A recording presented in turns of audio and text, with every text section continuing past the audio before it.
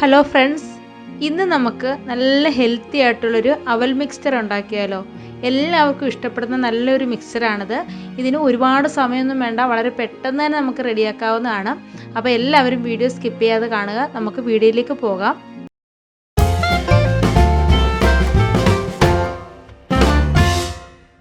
ഇതിന് നമുക്ക് മെയിനായിട്ട് വേണ്ടത് അവലാണ്. ഞാൻ വെളുത്ത അവലാണ് എടുത്തേക്കുന്നത്. നമുക്ക് വെളുത്ത അവലോ ചുവന്ന അവലോ എടുക്കാവുന്നതാണ്. പക്ഷേ കുറച്ച് കട്ടിയുള്ള അവൽ വേണം നമ്മൾ എടുക്കാനായിട്ട്. ഇത് നമുക്കൊന്ന് റോസ്റ്റ് ചെയ്തെടുക്കണം. നമ്മളിത് എണ്ണയിൽ ഫ്രൈ ചെയ്യേണ്ട ആവശ്യമൊന്നുമില്ല. ഇതുപോലെ നമ്മൾ ഡ്രൈ റോസ്റ്റ് ചെയ്തെടുത്താൽ മാത്രം മതി. ലോ ഫ്ലെയിമിൽ വെച്ച് കൊടുത്തുകൊണ്ട് 2-3 മിനിറ്റ് ഇതുപോലെ നല്ലതുപോലെ ഒന്ന് ഇളക്കി ചേർത്ത് കൊടുക്കുക. എല്ലാ അവലും നല്ലതുപോലെ ചൂടാവുന്ന രീതിയിൽ ഇളക്കി ചേർത്ത് കൊടുക്കണം കേട്ടോ. കൈ വിടാതെ തന്നെ ഇളക്കി ചേർക്കണം. ഇത് കരിഞ്ഞു പോകാനൊന്നും പാടില്ല, തീ കൂട്ടി വെക്കാനും പാടില്ല കേട്ടോ. തീ കൂട്ടി വെച്ച് കഴിഞ്ഞാൽ ഈ അവലിൻ്റെ കളറൊക്കെ മാറും, പിന്നെ ആ ഒരു ടേസ്റ്റ് തന്നെ മാറിപ്പോകും. ഒരു 2 മിനിറ്റ് നമ്മൾ ഇതുപോലെ ഇളക്കി ചേർത്ത് കൊടുക്കുമ്പോൾ അവലൊന്ന് ചൂടായി വരുമ്പോൾ അവലൊന്ന് ചുരുങ്ങി തുടങ്ങും. അപ്പോൾ നമുക്ക് മനസ്സിലാവും അവൽ നല്ലതുപോലെ ഒന്ന് റോസ്റ്റായിട്ട് വന്നിട്ടുണ്ടെന്നുള്ളത്. ഇതാ കണ്ടില്ലേ, ഇപ്പോൾ ഈ അവൽ ഒന്ന് നല്ലതുപോലെ ഒന്ന് ചൂടായിട്ട് ഇതുപോലെ ഒന്ന് ചുരുങ്ങി വന്നിട്ടുണ്ട്. 1 മിനിറ്റ് കൂടി നമുക്ക് നല്ല രീതിയിലൊന്ന് ഇളക്കി ചേർത്ത് കൊടുക്കാം. പെട്ടെന്ന് ചെയ്തെടുക്കാൻ വേണ്ടി നമ്മൾ തീയൊന്നും കൂട്ടിവെക്കാൻ പാടില്ല. ഇപ്പോൾ ഇതാ കണ്ടില്ലേ, ഈ ഒരു രീതിയിലായിട്ടുണ്ട്. ഇനി നമുക്ക് ഇത് വേറൊരു പാത്രത്തിലേക്ക് മാറ്റാം. ഇതുപോലെ ചൂടുള്ള കടായിൽ വെച്ച് കഴിഞ്ഞാൽ ഒന്നുകൂടി ഇത് ചൂടായിട്ട് ഇത് കരിഞ്ഞു പോകാൻ ചാൻസ് ഉണ്ട്.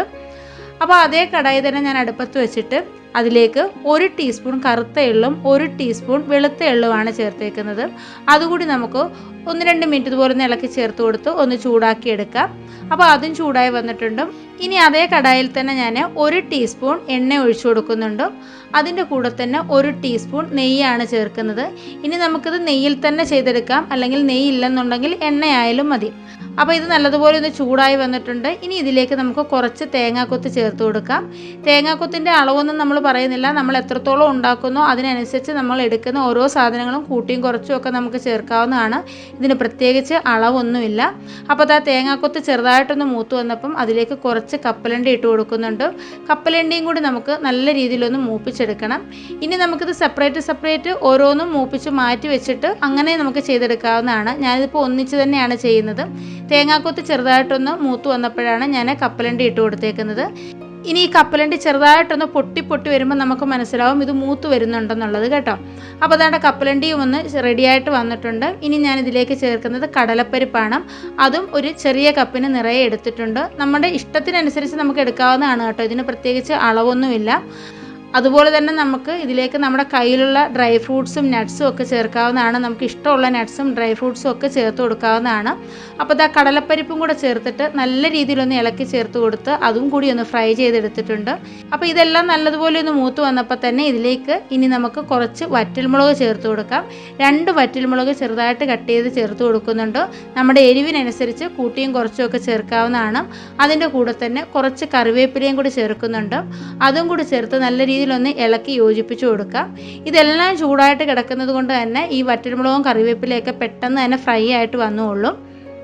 അപ്പോൾ ഇതിലേക്ക് നമ്മൾ ഇതുവരെ ഉപ്പൊന്നും ചേർത്ത് കൊടുത്തിട്ടില്ലായിരുന്നു. അപ്പോൾ ആവശ്യത്തിനുള്ള ഉപ്പും കൂടെ ചേർത്ത് കൊടുക്കാം. അപ്പോൾ ഉപ്പും കൂടെ ചേർത്ത് എല്ലാം കൂടി ഒന്ന് യോജിപ്പിച്ച് കൊടുത്തിട്ടുണ്ട്. ഇനി ഇതിലേക്കൊരു 1/4 ടീസ്പൂൺ മഞ്ഞൾപ്പൊടി ചേർക്കുന്നുണ്ട്. അതിൻ്റെ കൂടെ തന്നെ 1/2 ടീസ്പൂൺ മുളക് പൊടിയാണ് ചേർക്കുന്നത്. ഞാനിത് കാശ്മീരി മുളക് പൊടിയാണ് ചേർത്തേക്കുന്നത്. നിങ്ങളുടെ എരിവിനനുസരിച്ച് നിങ്ങൾക്ക് എരിവുള്ള മുളക് പൊടി ചേർക്കാവുന്നതാണ്. അപ്പോൾ അതാണ്ട് നല്ലൊരു ഫ്ലേവറിന് വേണ്ടി കുറച്ച് കായപ്പൊടിയും കൂടി ചേർക്കുന്നുണ്ട്. ഇനി ഇതെല്ലാം കൂടി ചേർത്ത് നല്ല രീതിയിലൊന്ന് ഇളക്കി യോജിപ്പിച്ച് കൊടുക്കാം. ഞാനിതിലേക്ക് വറ്റൽമുളക് ചേർത്ത് കൊടുത്തുകൊണ്ടാണ് കാശ്മീരി മുളക് പൊടി ചേർത്തേക്കുന്നത്. ഇനി ഇതിലേക്ക് നമ്മൾ നേരത്തെ റോസ്റ്റ് ചെയ്ത് വെച്ചിരിക്കുന്ന അവല് ചേർത്ത് നല്ലതുപോലെ ഒന്ന് ഇളക്കി ചേർത്ത് കൊടുക്കാം.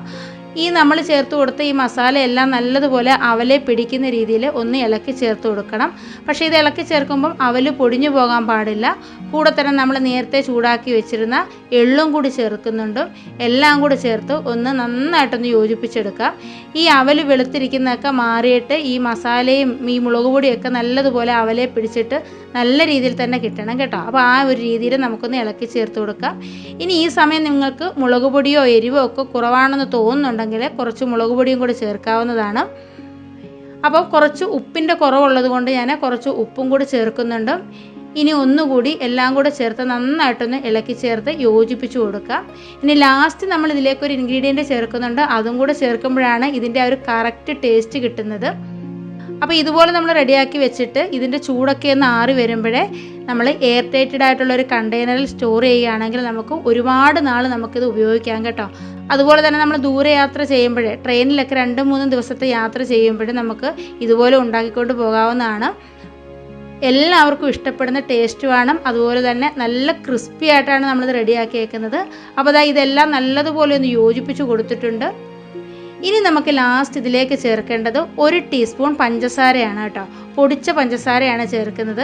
ഈ പഞ്ചസാരയും കൂടെ ചേർത്തിട്ട് നല്ല രീതിയിലൊന്ന് യോജിപ്പിച്ച് കൊടുക്കുമ്പോഴാണ് ആ എരിവും ഉപ്പും ആ മധുരവും എല്ലാം കൂടെ ചേരുമ്പോഴേ ആ ഒരു മസാലയുടെ ടേസ്റ്റ് കിട്ടുന്നത് കേട്ടോ.